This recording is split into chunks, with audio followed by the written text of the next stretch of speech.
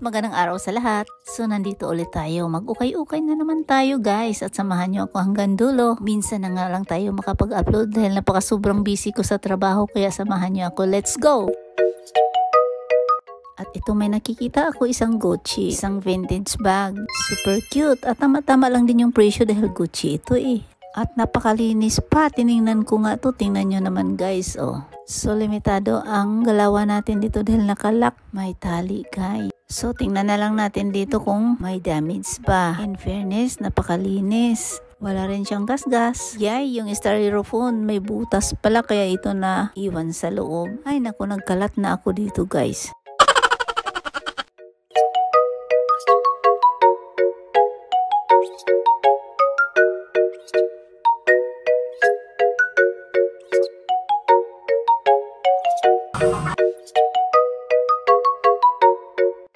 At may nakita ako ditong Supreme. Super cute naman ito. In fairness, maganda pa siya. Medyo pricey din pag Supreme talaga, no? At pati yung sombrero, napaka-cute niya. Kulay white naman yung Supreme.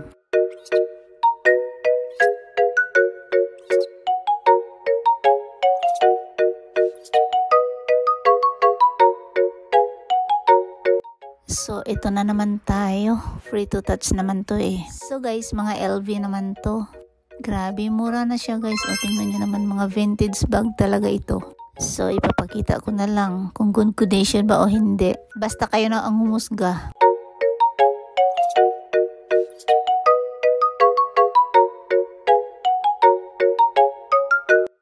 So, tiningnan ko yung puwet, hindi na siya maganda. Yung condition niya, may malaking watermark.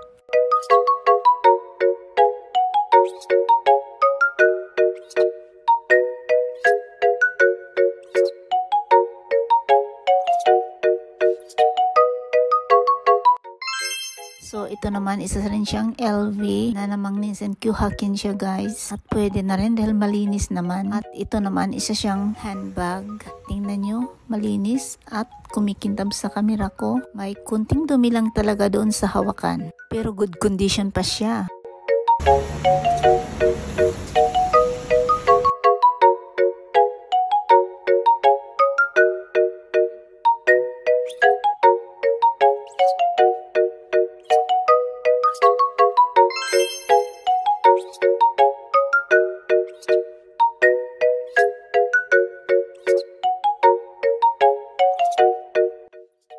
So, ito naman nakaset na kasama tong maliit guys at malinis din. Walang gas-gas at wala ring watermark.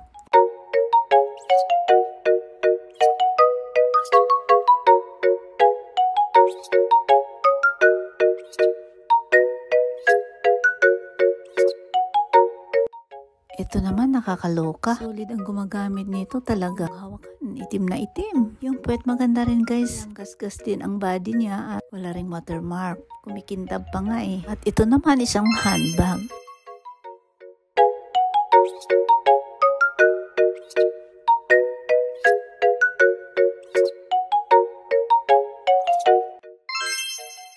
So dito banda mga Prada naman. Napaka-cute ang kulay. Kulay parang pink na may pagka-orange. Ang cute ng kulay guys. At malaki din siya. Dito mo talaga makikita kung paano inalagaan tong bag na to. Dahil napakalinis.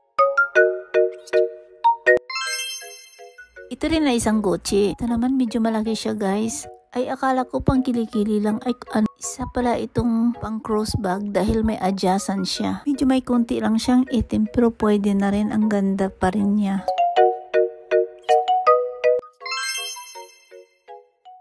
Super unique naman ang style nito. At maganda pa yung kulay.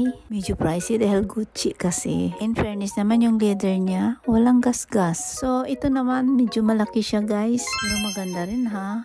At malinis din. Yung leather na kantong, yung pangkanto guys, yun may gas-gas dyan konti. Yung isa lang. Pero yung kabuuan talaga ang ganda niya. At mura pa.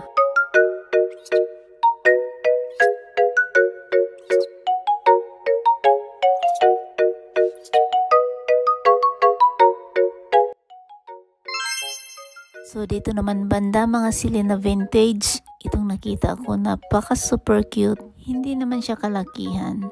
In fairness, kahit luma ito guys, ang ganda. Yung quality niya walang gasgas, talaga malinis. Ang ganda rin yung laki niya dahil yung puwet kasi malapad. At napansin ko yung leather niya guys, hindi siya yung matigas, kaya ang ganda. Soft siya. Bet ko nga to eh. Ay naku, lahat na lang bet. Wala namang pambili. Pinusog ko na yung mata ko sa tingin guys eh.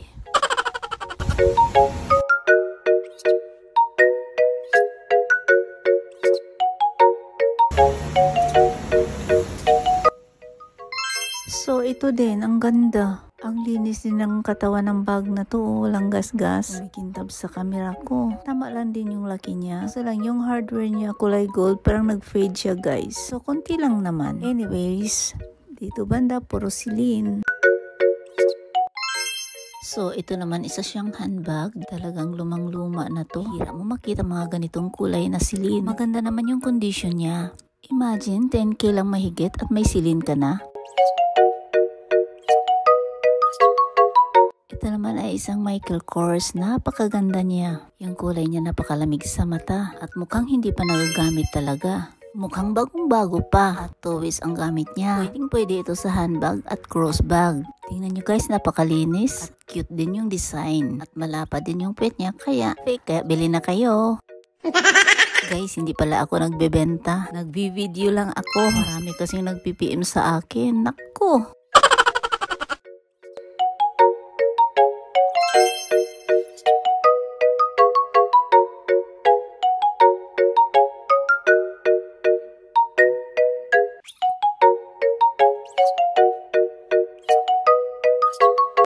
So, ito naman napansin ko. Maganda siya, hindi ko familiar yung brand na to. At malinis ha, in fairness, pati yung hawakan niya, ang ganda pa talaga, mukhang hindi pa nagagamit. Isa rin itong handbag at cute ang design niya.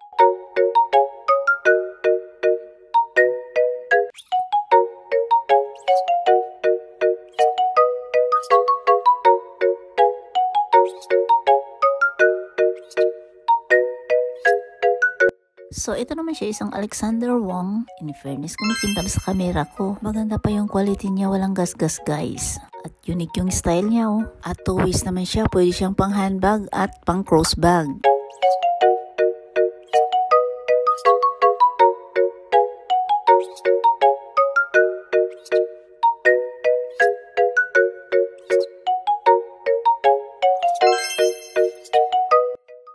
Ito naman ay isang diesel. Grabe, handbag lang siya oh. At mukha lang tela pero napaka-pricey din. In fairness, malinis naman at cute din yung design niya. Maliit lang siya tingnan pero malaki din. Oh, ang gulo. Ibig ko sabihin dahil malapad kasi siya kaya marami din mailalagay mo. Yun na nga guys. Perfect! So sa mahilig sa diesel yan, ito na. Ano pang inantay nyo?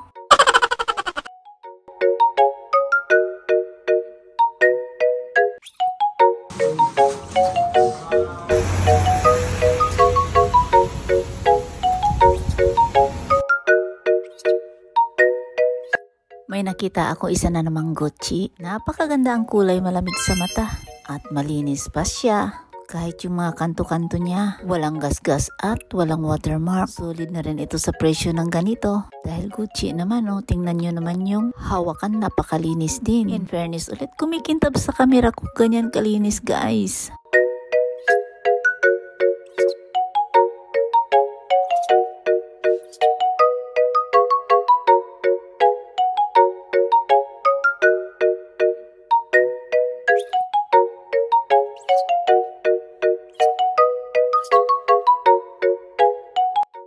So guys, ito talaga isa rin siyang Gucci. Mga ganito type ko dahil komportable to dalhin. Anyway guys, siya murang-mura lang, 5K lang siya mahigit talaga. Malinis yung katawan pati yung loob niya. Yung leather, ito lang talagang hawakan. At saka yung logo. So nakita nyo naman medyo may pagkaitim yung hawakan dahil ginamit nga. Pero maganda pa talaga guys. Yung leather naman pag medyo maitim lang. San kasi nakaka-attract na din yan tingnan eh. Hindi naman siya madumi tingnan. Siyempre sa kalumaan talagang ganun talaga ang resulta. Pero solid na din ito. Napakamura, may Gucci ka na.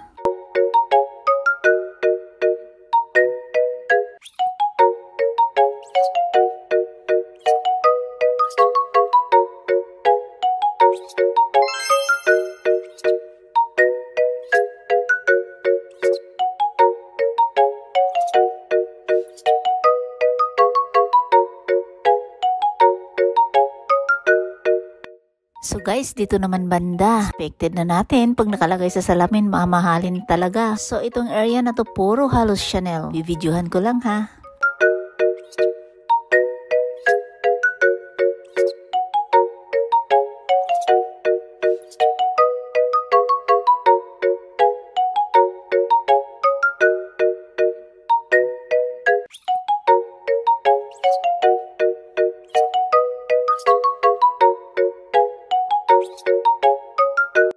Guys, may nakita ako ditong LV. Napakaganda ang kulay at napakamahal din. Mukhang bago pa siya. At sinilip ko lang siya guys ha. Tingin ko kasi ito belt bag. Dahil sa likod may lagayan ng belt. Astig din ito ha. Ayan guys, o tingnan nyo naman sa camera ko inikot. Kung may belt dyan, ilulusot mo. Napakaganda ang style.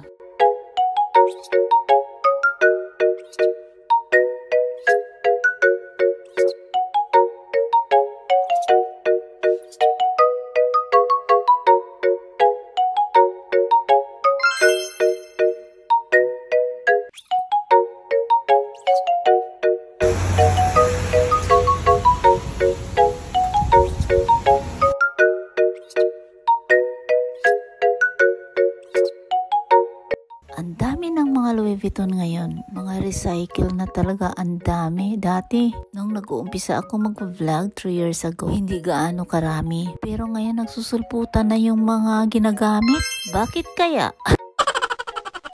Joke lang yan guys, baka mabas na naman tayo. Alam niyo ba guys, ang daming pumupunta dyan sa mga recycle shop. Ukay-ukay ng Japan guys dahil mga turista nagbibilihan talaga ng mga Louis Vuitton, mga branded guys. Dahil mura kasi ang yen, mura daw ang bag sabi nila. Kaya karamihan talaga mga turista ang bumibili dyan sa recycle. At hindi lang bags, ang daming mga damit din nga branded. Lalo na sapatos, accessories, yan guys, lahat nandyan. Kaya isa rin to sa tourist spot ang ukay-ukay sa Japan. Pinupuntahan talaga to ng mga turista. May mga alahas din, relo, ganun, mga lahat na yan guys, mga gadget, may mga recycle dyan. Kaya share ko lang guys. Kaya pag pumunta kayo ng Japan, punta kayo ng ukay-ukay. Dahil libre kayo, wala kayong tax pag turista kayo. Share ko lang guys. Thank you for watching. See you on my next video. Bye!